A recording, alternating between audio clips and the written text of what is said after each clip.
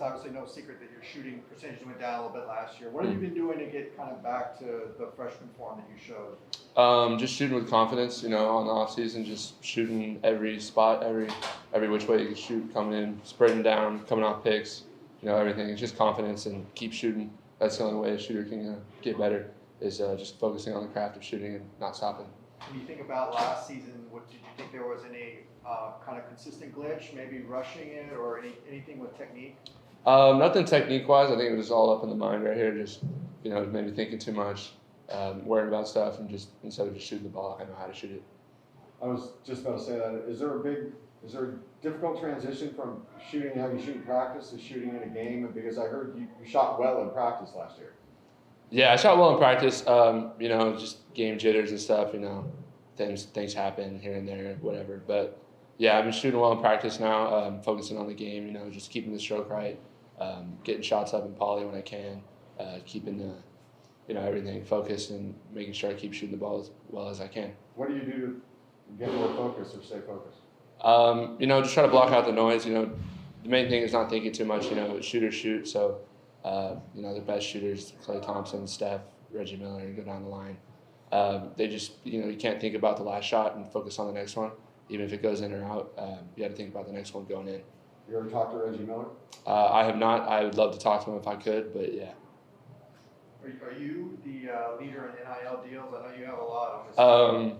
Yeah, maybe I am. I'm not sure, but yeah, I try to focus on business stuff outside of basketball as well. Grow myself as a person in the business world and focus on things that basketball has taught me, and using my platform that I can and bringing out other places in my life and aspects that I could put forward into the world. Have those? Because I did one on Chase Griffin with the football team, and I heard that once you get good feedback from companies, it'll kind of snowball because you hear about what you did with the other ones. Is that been the case for you? Yeah, so I've talked to some other companies, and then kind of some companies have talked to me. I've had smaller deals, and then more and more have come to me and talk to me about other stuff. So yeah, like you said, a snowball effect of seeing who you are as a person. Have you done other deals as well, and then kind of jumping on that.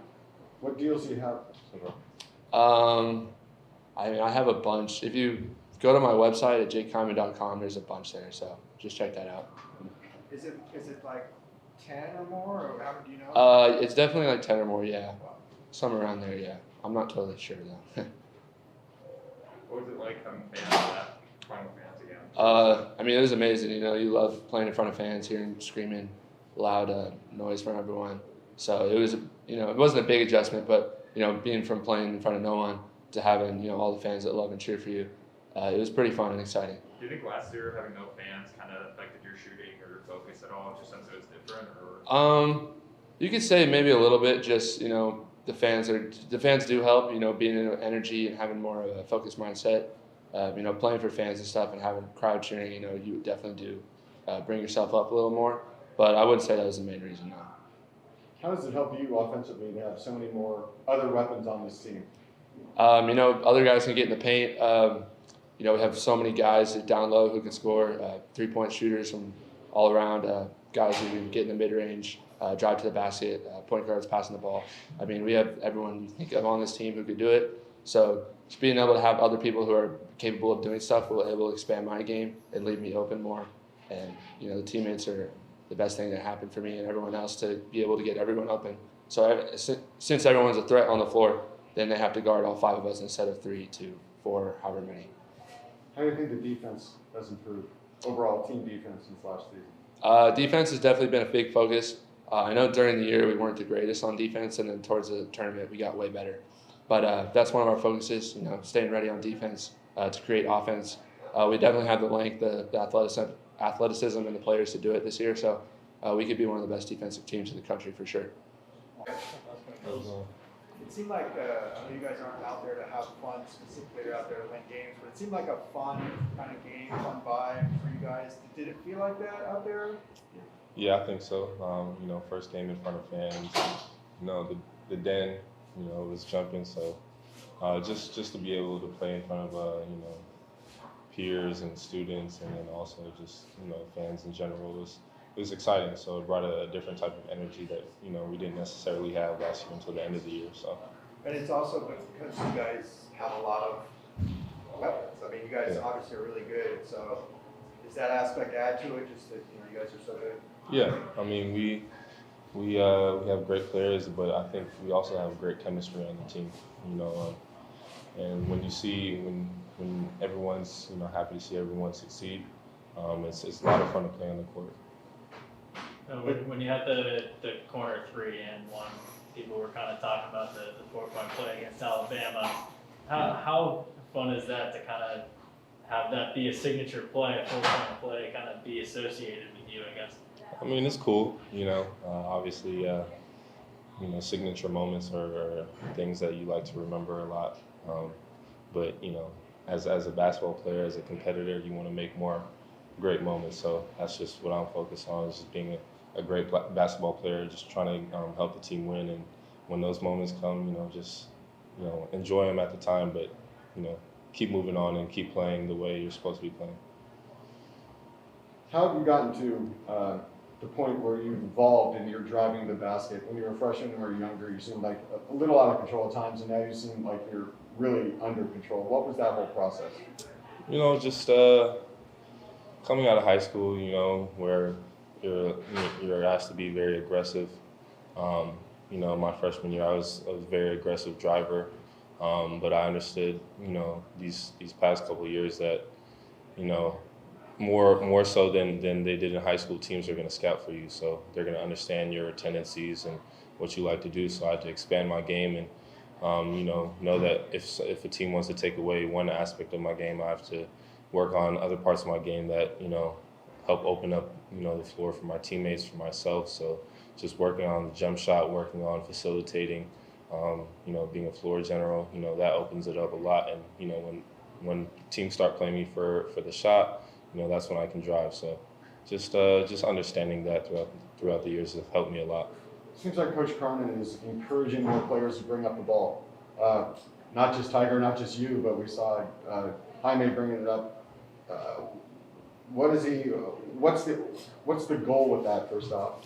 Well, we have a lot of depth and a lot of players who can handle the ball. So what we're trying to input is playing fast and wearing teams down throughout the course of the game, given our depth. If one of us gets tired, we have someone coming in that is just as capable of handling the ball. So we just really want to push the ball, play fast, and sort of wear teams out. And Peyton Watson's capable of that, right? Yeah, for sure. Like 6'8"? Yeah, definitely long, athletic, and can handle the ball. So he's definitely capable. First taste of playing Paulie. That was great. The fans were great. I thought it was cool. They called everybody's name. You get to wave at them. That was pretty cool. Did you forget that was coming, or did it catch you by surprise? It caught me by surprise. I didn't know it was coming. Yeah, so it was very nice. You didn't talk with any teammates about what the pregame rituals were, what you had to do, or did you just kind of follow everyone's lead? No, we're doing it. That's it. I just picked on, and then they're like, "Yeah, when they say your name, raise your hand." So it was pretty cool. It was pretty cool.